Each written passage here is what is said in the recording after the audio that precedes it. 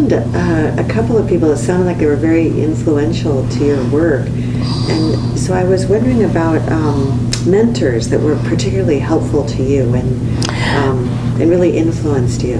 Right. Key mentors for me were Richard Lazarus in the psychology department at UC Berkeley, and I joined his group of doctoral students, and we did community-based studies on stress and coping in aging and also with illness. And so I developed lifelong colleagues in that program.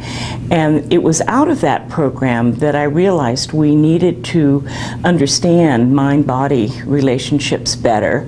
Lazarus had moved his research from the laboratory out to the community, and we had a wonderful misunderstanding for about 3 years in which I thought he was talking about interpretive phenomenology, but indeed he was talking about the more Husserlian transcendental phenomenology, which has a very different stance in relation to the body.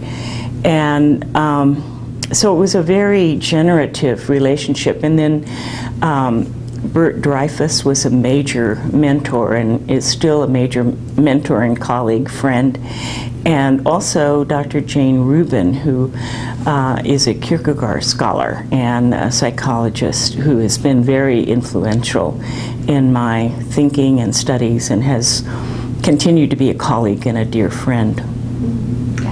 It's interesting to me that the three people that you mentioned are outside of nursing.